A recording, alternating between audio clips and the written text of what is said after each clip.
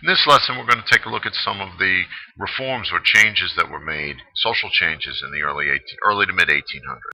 The first reform we're going to take a look at was the temperance movement, which you can see by the drawings here, was a movement led primarily by women to ban alcohol. The concern at the time was that alcohol was a significant problem as it related to domestic violence, in some ways similar to today, in fact. You'll notice from the picture on the left that bars were only, women could not go to bars. Men drank in bars. It was not acceptable for women to drink in bars publicly. The right-hand photo shows Carrie Nation with her little hatchet in one hand and the Bible in the other hand, right, sort of the evils of demon rum, if you will. And they were, at the time, successful in getting alcohol consumption to decline. In a future unit, we're going to see a rebirth, if you will, of the temperance movement, where they will actually be successful in making alcohol illegal. And we'll talk about that, which happened in the 1920s, the era known as Prohibition, when we get to that unit a few units from now. Our next reform to discuss is that of public education, and it was during the 1820s, specifically in Boston, that we are going to herald the arrival of taxpayer-supported elementary schools.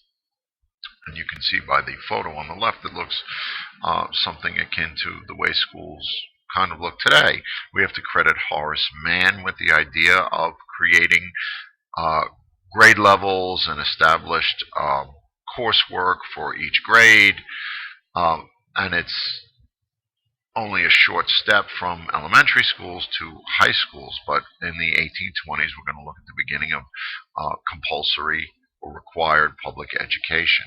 Like I said, it's going to start in Boston. It's going to quickly get underway in New York, and other communities will soon follow. Rural areas are going to be much slower in adopting public education. It's going to come to the cities first. Third reform in the mid-1800s was that of prison reform, and we can credit Dorothea Dix for pushing for the removal at the time of the mentally ill, which were warehoused in the prisons, which of course was not really an appropriate placement for them. They're not criminals.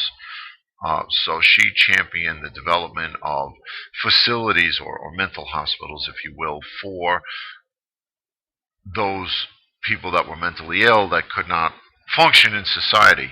So a place where they could be treated properly rather than just being warehoused in the prison system. So we've looked at two reforms which were largely championed by women.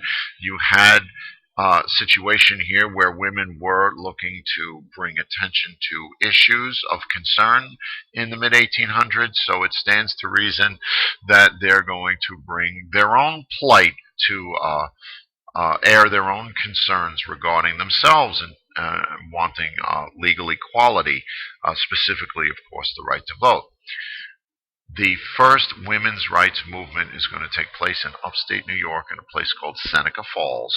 They're going to hold a convention in 1848. They're going to produce a declaration of sentiments, sort of a list of demands of things that they wanted in terms of legal and cultural equality. The top of this list, of course, is going to be the right to vote. The women's movement, though, is going to take a back seat to the abolitionist movement or anti-slavery movement during the 1850s and, of course, through the Civil War years. But we will, again, the way we're going to circle back to the temperance movement, we are going to circle back to the women's rights movement later in the 1800s in a future unit. So then, to sum up, the temperance movement highlighted the dangers of alcohol. They pushed to make it illegal, and they were successful in the mid-1800s in at least getting alcohol consumption to drop. They were not successful at that time in making it illegal. Public elementary schools are going to start in Boston and New York, and Horace Mann is the key person behind taxpayer-supported public education. Prison reforms, now we're talking about Dorothea Dix, who is looking to remove the mentally ill from the prison system. And then, of course, the Seneca Falls Convention in 1848 was the start of the women's rights movement. So these were four social, political concerns of the mid 1800s.